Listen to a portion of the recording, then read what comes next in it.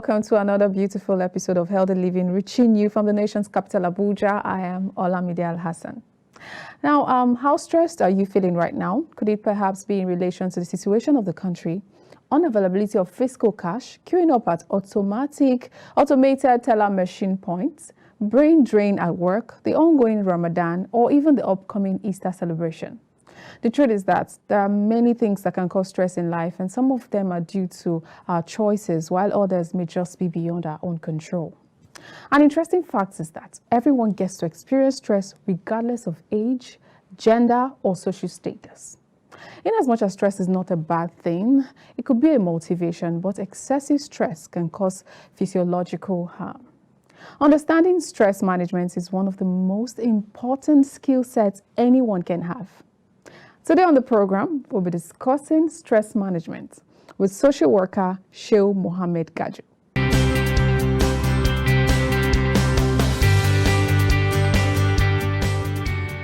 You're welcome to the studio, Mr. Gajo. Thank you for having me. And thanks for coming. We really appreciate you. Yeah, I'm glad I'm here. All right, so today we're discussing stress management, and literally everybody just says, I'm stressed, but I don't think that people really know what stress means, because any little thing, I'm so stressed already. So could you please tell us, what does stress really mean? You see, stress is the natural way body respond to physical, emotional, things that are related to challenges or threats to the body. So as a result of those things that are happening, we will now term that as a stress to the body. You just mentioned physical and emotional. Yeah. What are the physical and emotional, stress, and what are the symptoms that differentiates, or are there symptoms that differentiates them, that this is physical and this is emotional? Yeah, the physical side, there are things that, for example, are happening, things that you see. Okay. For example, work-related stress is a physical kind of stress. Okay. Then when you have a relationship issue, it's also physical, because it's something that you see, you can understand. But when you have sadness, when you have anxiety, it is only when you are expert on those things that you will be able to see the emotional side of stress. So the physical and the emotional are different type of stress. Yeah. When you mentioned like stress at workplace, some people would often say that when you push people, they tend to do better. So some people, I think I had a mentor that would always say, I'll try to always bend you, but I know you will not break. Yeah. So I feel like that is translating to some sort of stress, and people would always say that it's supposed to be a motivation. So when does stress become excessive and it becomes a sort of abuse? The kind of stress that you mentioned from the beginning, which is the stress of work that will act like a motivation for you. That kind of stress is a stress that is temporal. When it comes to your body, it's temporal, and it improves your body's alertness to an event. For example, you have a deadline for work, and your boss said, I need this tomorrow in the morning. It's an instruction. It will put you into a temporary stress that will enable your body to adjust. And when your body adjusts, it will be able to deliver. So that kind of stress becomes positive. When the stress is negative, it's in a way that that kind of stress that your boss is giving you is persistent. It comes regularly, not of deadlines, but of pressure. I will sack you. If you did not deliver this, that kind of stress will come and will affect the way your mind is thinking. It will bring uncertainty in your life. There are so many kind of way work. Like meeting with targets and meeting with target. For example, you are working in a bank, is an example. Your target is 100 million and you are unable to meet up with the target. It will bring a kind of stress that is not positive. It will bring a kind of stress when it is persistent that will become negative.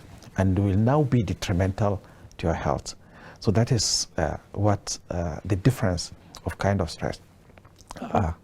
I'm just surprised because I think I've met a couple of persons that would ordinarily tell you that they prefer to work when the deadline is really close. You know, some persons will say, I don't, for instance, for most writers, even if you contract them to write anything for you, they feel like, I don't get the inspiration until it is almost the deadline.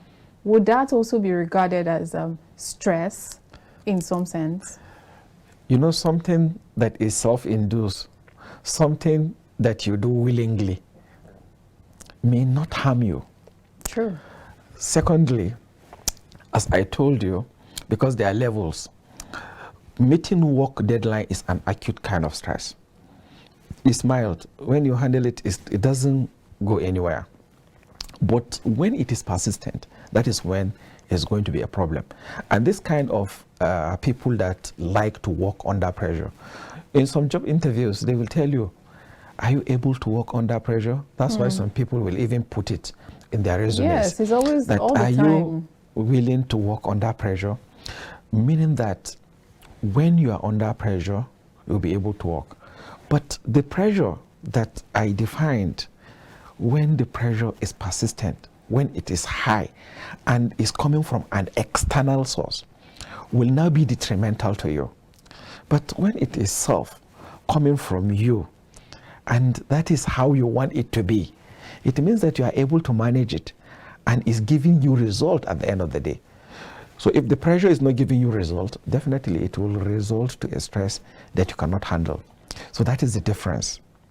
So they are all two sides. This one is okay.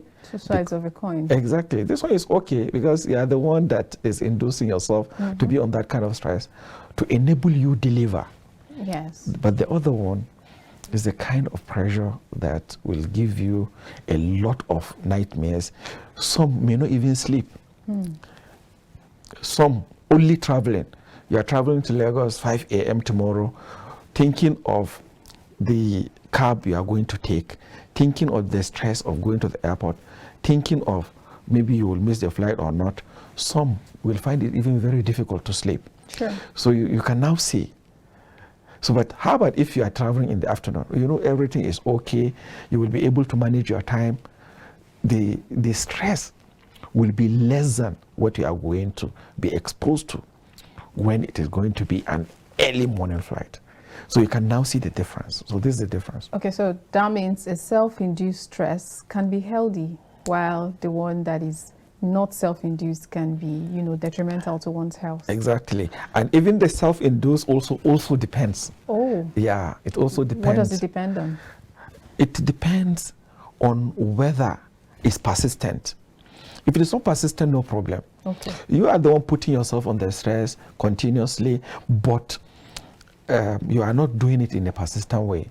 It is not going to be a problem to you. But when it comes in persistent way, you are always doing things at die minute. Those die minute things are causing pressure for you. And when it causes pressure, even if it is self-induced, you are in trouble. I think I literally see most people like that. Die minutes is when the inspiration just comes, and then ideas comes, you know.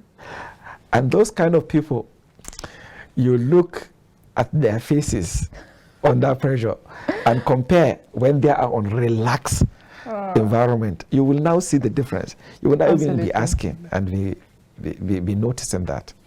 Absolutely true. Now let's talk about the types of stress besides emotional and physical. What are the types of stress that we have? We have 3 types. Okay. The first one is acute, which is the milder side. Okay. Like the deadlines.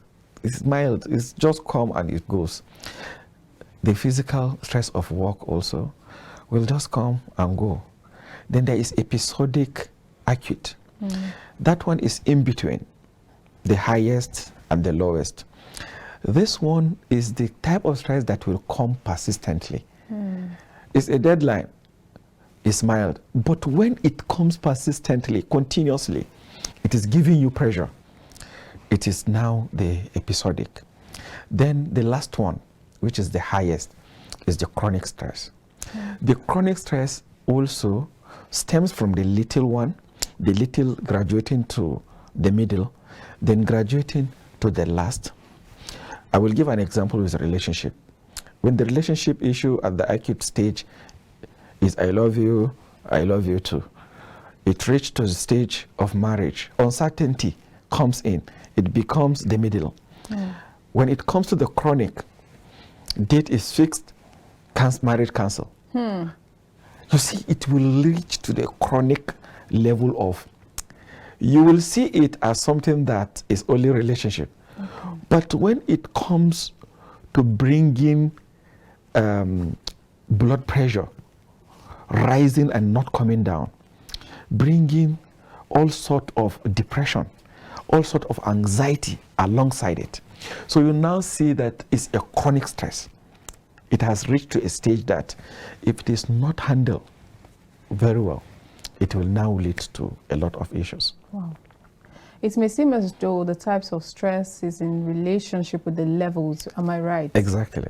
Because from your explanation, I could tell that it could degenerate from levels to levels. Yes, yes. Now let's talk about the common causes of stress that we have, especially looking at our clients. From your experience with most of your patients, what are the common causes of stress? The common causes of stress, the highest one is work, which has the bigger percentage. The one has the second percentage is family. And another one is your own kind of lifestyle that you take for yourself. Okay. Then another one is illness. Illness can also cause stress. The first one, which is the work, you are working and is associated with envy at work. It will cause stress for you. Okay. Jealousy, it will cause stress for you. Toxicity. Uncertainty of the time you are receiving your salary. Or when you receive it, it's not enough to meet up your needs. That's financial problems. It's also issue. True. So that's why I did not mention financial problem, because financial problem cuts across in the All lifestyle of side, them, absolutely. in the side of family, and in the side of the work. When you are unable to do that, then the work-related stress will now be a problem for you. The second side is family. It's also very broad for family. Okay. The family issue will be you are with your spouse and you are unable to pay the bills. And every time you are called, pay bills is difficult. You are unable to pay school fees for children. You are unable to bring food on the table. So for your inability to do that is going to be a problem.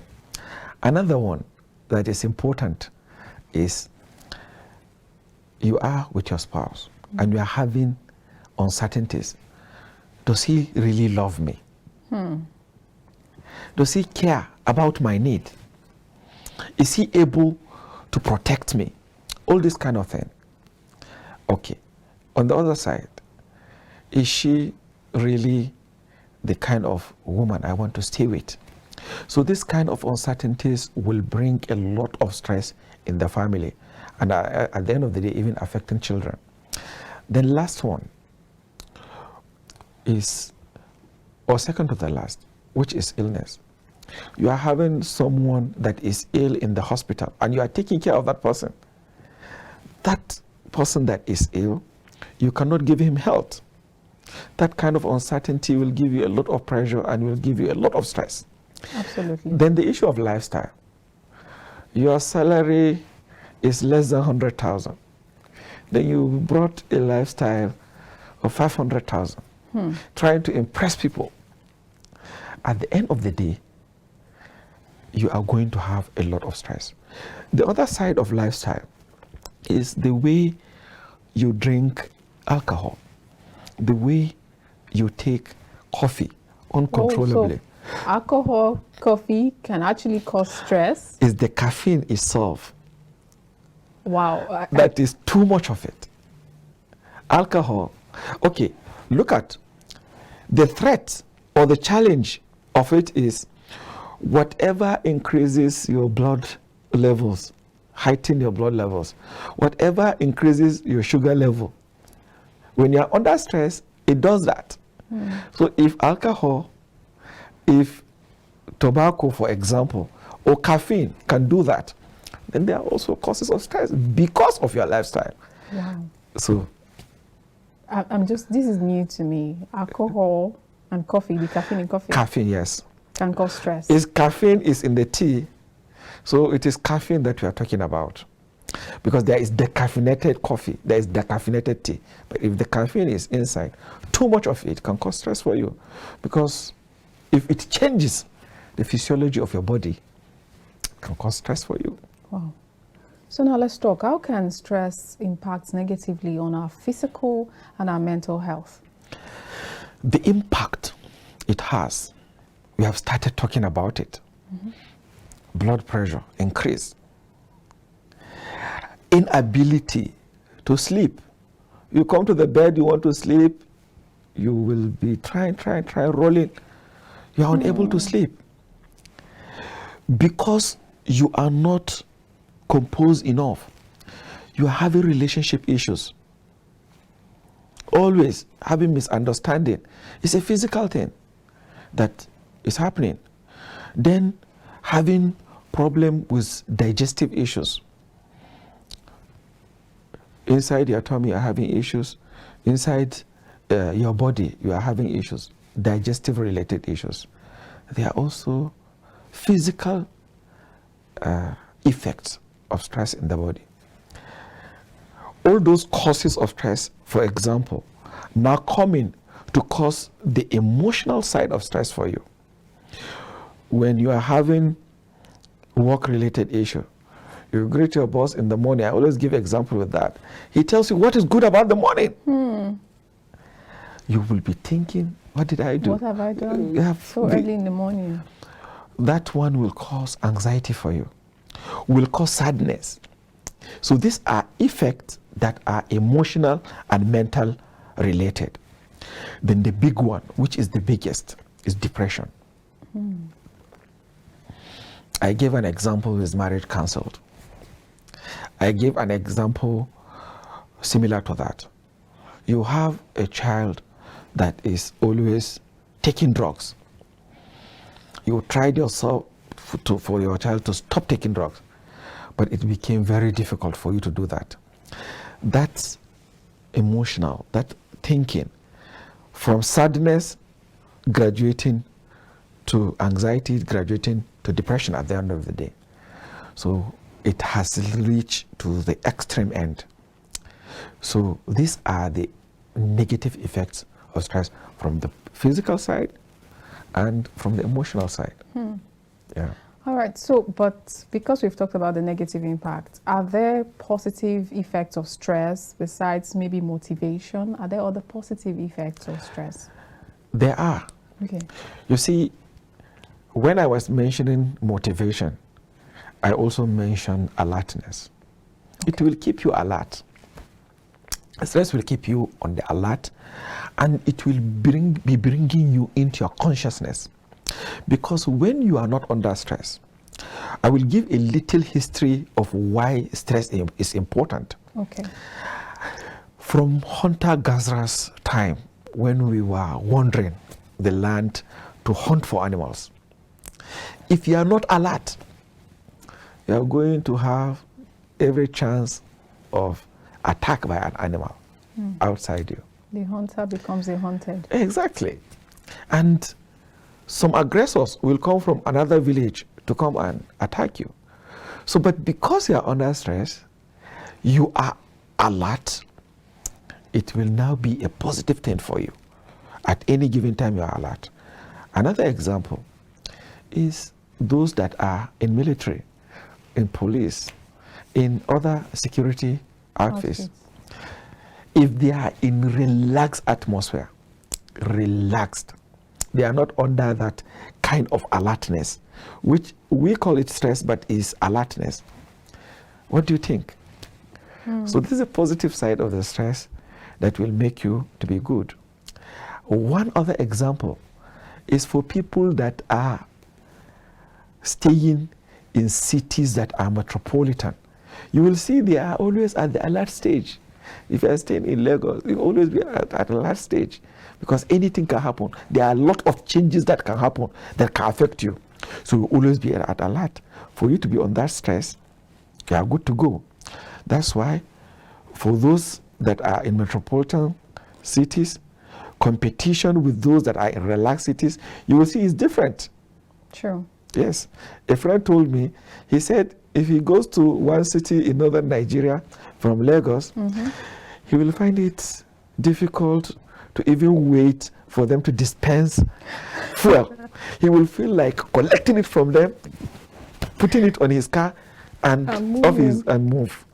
So you can now see how the positive side of stress will be and affect individuals. True.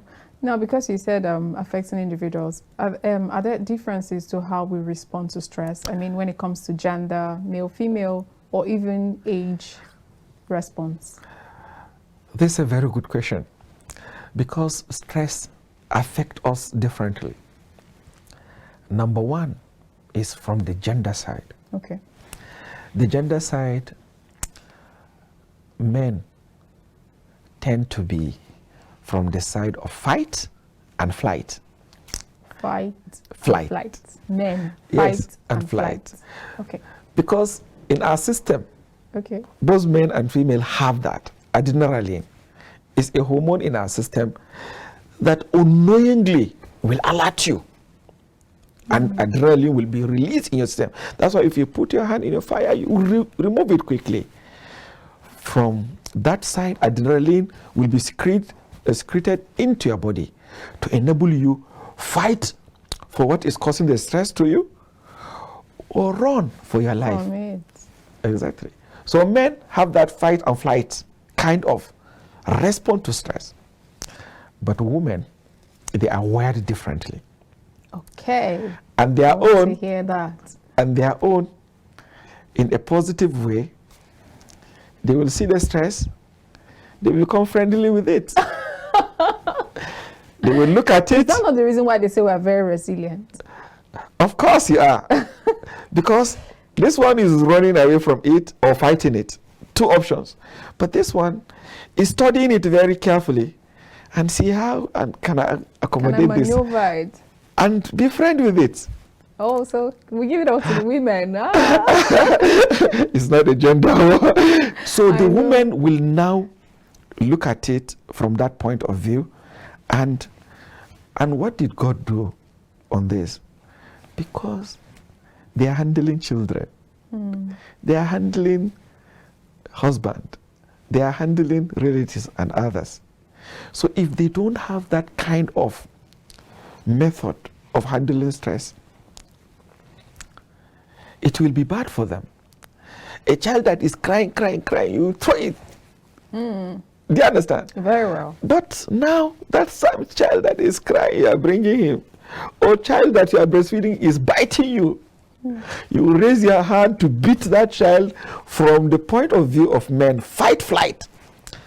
You will see the baby laughing. Then you remove your hand and do like this. So that's kind of stress way from the gender side. Then there is environmental side, which I have mentioned. Somebody that is staying in metropolitan side will differently handle stress, somebody that is different, so that we don't overlabor it. Sure. There is gender also, genetics. Okay. The genetic side of stress is if your parents are calm you may possibly also be calm when you are having stress. There are people that you will see them, even though they are under stress, you will hardly know. Wow, so that can be inherited. Can be inherited. You see them, they are calm, and they are very calm. So those kind of persons that will be agitated, maybe they inherited it from their parent. It's genetic. So these are the three ways. So what the about gender age? Side? Does age affect age actually, I actually don't know how. I did not see any research where age will now affect on the way you handle stress. The only thing is, I know there is child stress, which is for children. There is adults, and there is old people way of stress. But I don't know how the the effect, I did not see any research. Okay. Maybe you are pushing me to go and do a research. No, it's good. Because just the way you described children's, inheritance of some of the genetics from their parents. So I'm beginning to wonder, maybe at this age you act this way under stress, and at this age you're able to manage your stress properly. That's why I asked. Okay. Do we have age? In that one, if I call it genetics, okay, it is in your body, it's in your gene. You can't change it. Oh. Yes. Okay, great. The only thing is when your question of age, the differences, sometimes people will undergo some therapy that will change their mind. Okay. For example, during his childhood or her childhood, they are staying with parents that are very aggressive. So the child is used to that kind of. Sure. So, but because he has gotten therapy, at that younger age, he's very aggressive, he is naughty in class, he is doing a lot of things. But maybe at adulthood, he has gotten people that are accommodating, people that love, people that care, or he has undergone therapy and makes him differ from what he did in childhood. That one is completely different from genetics. Sure.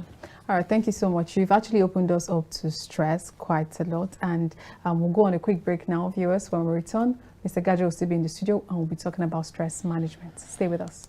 Back, this is still Healthy Living, and we're discussing stress management today. Earlier on, social worker Muhammad Gajo had been giving us details of what stress really is, and right now we're focusing on the management of stress. Now, you've told us what stress means. Now, let's talk about stress management. What is stress management? Stress management is the techniques, you understand, that you are going to use over time to cope with those stressors. It also is a strategy that is going to be employed by you or by a professional to enable the professional help you in managing the stress.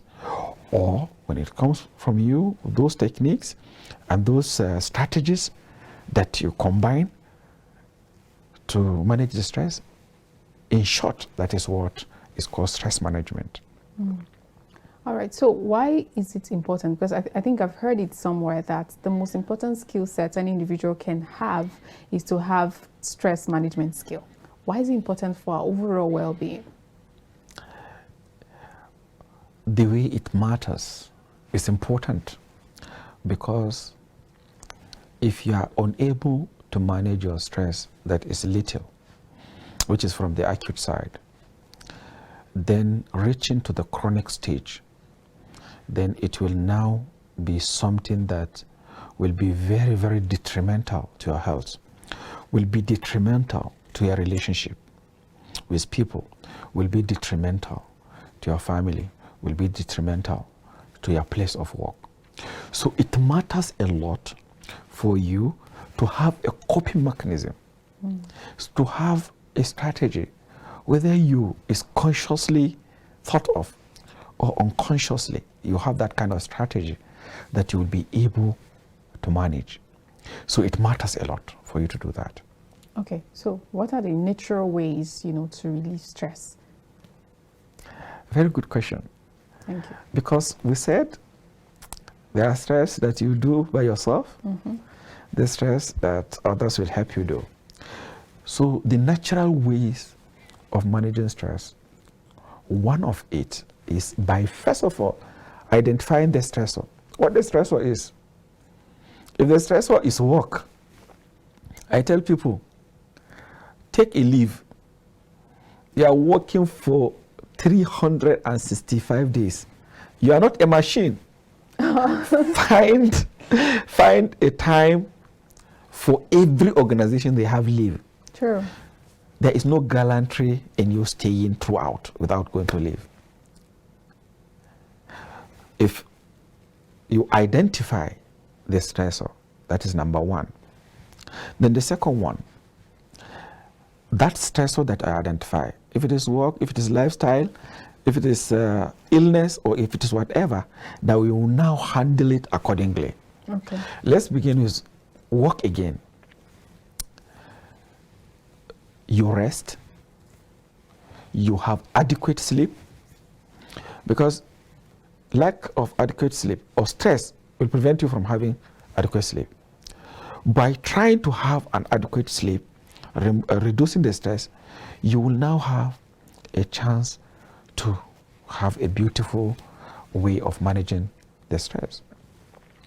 Another one, again, which is natural, is for you to meditate.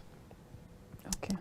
Meditation, bringing you to your consciousness continuously, staying in a quiet environment where it's devoid of noise, devoid of anything that will distract you, will enable you to also manage stress. And mindfulness is a subset of it, where you also be having your thoughts that are coming into your mind. You will allow positive thoughts. They are going to sack me at my place of work. Your mind will be reading, nobody will sack me. I will continue with my work. He is going to dump me. That marriage will not take place. Reason now, in a mindful way, that is not going to happen. By God's grace, we are going to marry. Illness, like that. So all those kind of positive thoughts that are having in your mind, you will be able to manage your stress. Another one that is self-help is exercise. Do not ever find a day that will come from morning to night without you exercising. And the exercise does not mean going to gym. Now, because I was about to say that if we don't go to the gym every day, what happens? For you having 30 minutes walk, Okay. only 30 minutes walk is okay to keep you afloat. And what does that 30 minutes walk give for you? Which is exercise.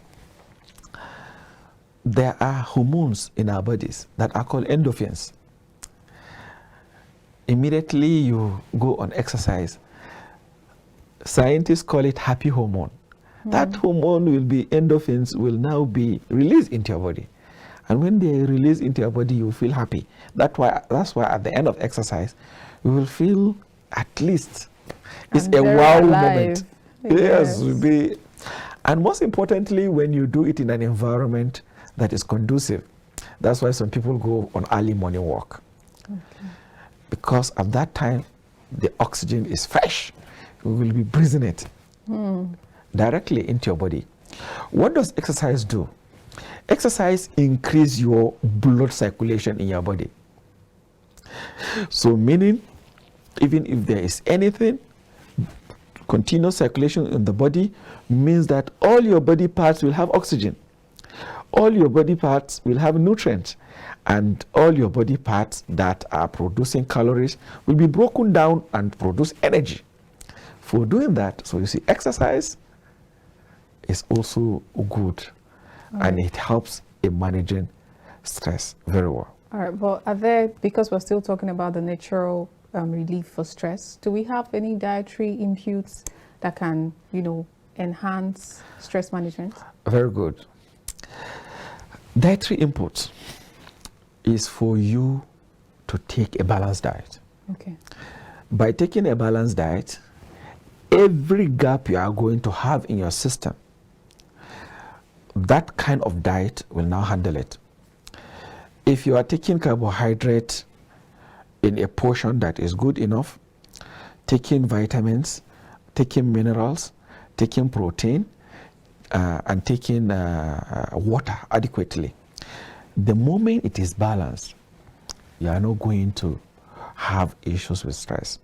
And if it is imbalanced, chemical imbalance in your system or nutritional deficiency in your system can cause stress.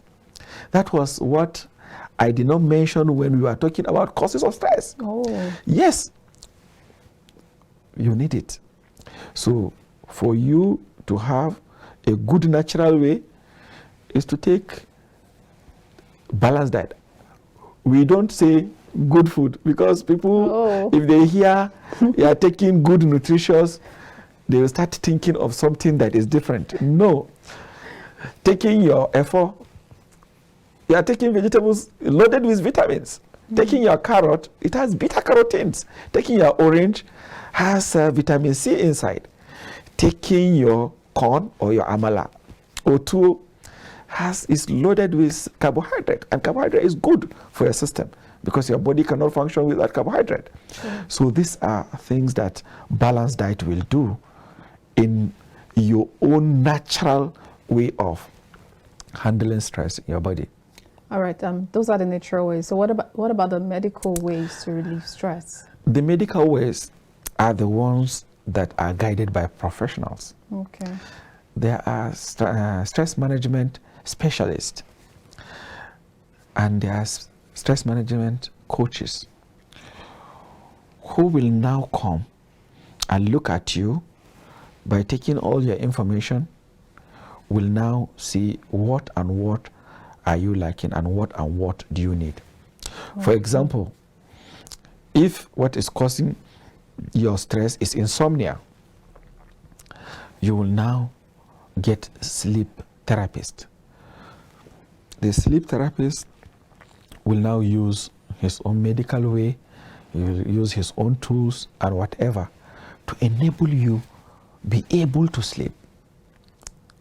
Don't forget, the stressor that is there must be handled. If it is a difficult boss, you must handle the difficult boss. If a difficult wife or a difficult husband, do you understand? Or a difficult child, you have to. Then the sleep now therapist will do his work. Another one from the medical side is also meditation, because there are meditation that you will do on your own that is not a guided way of doing it. I'm not an expert in that field, but I do know when you are doing breathing exercise, breathing in, breathing out is the simplest way of meditation together with mindfulness. You will be able to handle your stress very well. Then there is cognitive therapy. The cognitive therapy is also done by experts. I think there are psychologists that will come and see how they can wire the way you are thinking, will focus you and refocus you to enable you handle and cope. Because you mentioned this focus you and refocus you, I think I saw a movie where the lady had to keep seeing a psychologist, and I think something like hypnotism came in to bear. Is that part of all of this? It is. Okay. You see, the importance of focusing and refocusing, even though we are digressing a little bit small, but it's important. True. We look at it. There are people that are naturally anxious. Small lack of money will make them feel that they will not be able to pay their bills. So that anxiety continuously, or small relationship issue, or small family problem will make them to be anxious, to be having anxiety, to be having a lot of problems. So those psychologists, what they do is that they will now refocus your mind. Your mind that is thinking this way will be now made to think in a way that it will be beneficial to you. And for doing that, it means that what is yours causing stress for you will now be neutralized in a way that it will be beneficial to you and beneficial to your system. So psychologists have that. They have their techniques, they have their labs, they have every gadget that they can use to refocus. And most of their patients are which gender? I don't know. I'm not going to answer. So, most importantly, when you follow these natural ways and you follow these other ways, methods, medical side, you will be able to adequately handle your stress. You know, while you were talking about the nature method, you mentioned mindfulness and you mentioned meditation. You know, I used to think that mindfulness and meditation are like, they always go side by side, because if you're meditating and you're not mindful, it's more like you're not meditating. Exactly. So is there a difference between them? You see, there are three. Okay. Or let me just say, the concept is meditation. Okay. But under meditation, you have mindfulness. And what does mindfulness do? It will make you be coming back to your consciousness, talking about your thoughts. Do you understand? Continuously. And by doing that, you are also meditating. Okay. So it's like a subset of it. Okay. Then in a broader term, the general way of you using mindfulness, using breathing techniques, do you understand? And focusing yourself on things that you want to do and not to do. Do you understand? All in all will now constitute what meditation is all about. Okay. Yes. So by and large, that is what it is all about, and the difference. All right. Or because they are even, this one is a subset of this. That means they're interrelated. They are interrelated. But are there examples of exercises to do to keep one very mindful? The one that I have started mentioning is the one of the meditation, the one of breathing. Okay. It's a simple one. Okay. By breathing in, consciously you know that you are breathing. Okay. Breathing out, you consciously know you are breathing. Do you understand? Very well. Yes. And focusing your mind on something. That one is soft. It's not physical that you see, but you are doing it. Do you understand? And in meditation, the way they sit also, and the way they focus, they close their eyes or whatever, there are also things that will enable you to do the meditation with ease. So expert in meditation will tell you all the nitty-gritties about it. Okay, so that means the breathing thing, how do we now incorporate it into our daily lives? Like, how often do we have to do that conscious breathing in and out that you mentioned? The way to do it, I will give you an example with when you are unable to sleep. Okay. Without taking any drug, you will be able to sleep from the beginning of the exercise to the end. Can't wait to hear it. I have tried it several times. Before I finish, and I will start yawning. Please, because give it to us. I'm a customer of insomnia. The first one is you take deep breaths, then out. You do it 10 times. Are you holding the breath? You have to. You hold it. For how long? Just a few seconds. Good. Then you breathe out. Okay. You do it, you breathe out. When you finish, you do like this with your fist. You hold it tight, because we are talking about stress management, and this is part of it. Okay. The physical So way. You tighten your fist very well. While you're breathing in and out? Or No. You have done? finished that breathing. Okay. You tighten your fist very well. Okay. You open. Okay. You tighten it again. Okay. You open. You tighten. Then you close your eyes. You close your eyes very well. You open it 10 times. This one 10 times. This one 10 times. Okay. Are you doing them simultaneously? No, or one not after the other? simultaneous. One after the other. Good. Then when you finish that, you will now extend your jaws like this. When you extend it 10 times, you will now chest out 10 times until you hear the noise from the back. I bet somebody's going to sleep well tonight. You stretch your legs like the way you cling your... I bet you. Try it. I did it. I had insomnia from childhood. Yes, it happens. When I know this exercise, before I finish, I'll start yawning. and I'll go to sleep. So this is one practical way. Wow. Because you have acts of a practical way. It's one practical way of relieve yourself of exercise. Because if you're unable to sleep, it's a physical kind of stress. I have mentioned it. Yes. If you are able to do this physical exercise, you will be able to sleep. And exercise itself of walking will also enable you to sleep. So, well, what about massage? Because I know a lot of persons have been stressed for the past few weeks. I need to get a massage. So what about that? Massage is beautiful and it's fantastic because the soft tissues of your body, the muscles, cells, when they are stiff, will cause a lot of stress for you when you are fatigued. So what does massage do? And don't forget, there are different kind of massage.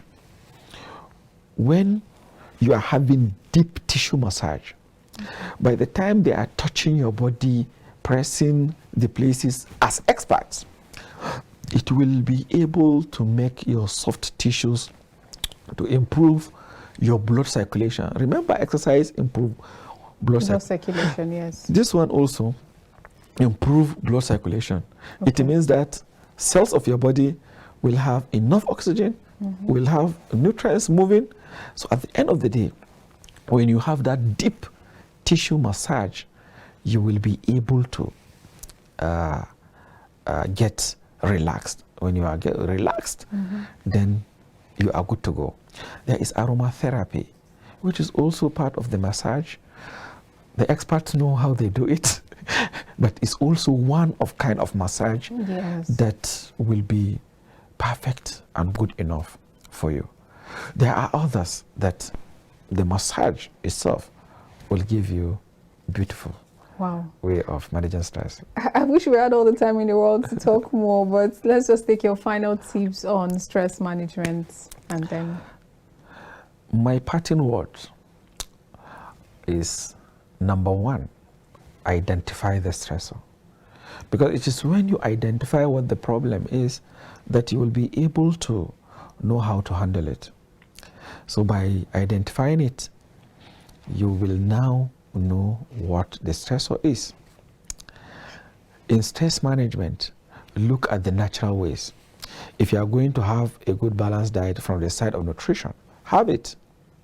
If you are going to improve the way you sleep, do it. If you are going to do exercise, which is very cheap to do, just go and walk and do it. If you do it, it will give you a lot of beautiful things in your life. And lastly, if all these things that you are doing did not help you, seek the advice of professional. In Nigeria, we hardly do that. True. Exactly. There are experts that are on this. When they look at what is causing your wahala, they will be able to know how to handle it. And they will advise you on what and what to do by yourself. And they will do ABC for you to have a normal life. And another way that is very, very, very necessary about stress management is the stressor himself. You are having difficult marriage, irreconcilable differences, so many problems. If you cut down the stressor, possibly, many people have normal life after, because the stressor, you left that stressor. True. If there's a job, continuously, if you cut down the stressor, it is not the end of the world. Some people will have a normal life without a job than staying in a bad job. Are you sure? Truly, it is not all about money. True. It is not all about money. While they are looking for another job, while they are jobless, they are looking for another job. They are feeling very happy. They have cut the stressor. So no matter what we do, we must identify and cut our stressor. Yes. Thank you so much. Thank you very much. Thank you so much, social worker Shehu Muhammad Gajo. Yeah. Thanks for being our guest today. Thank you very much.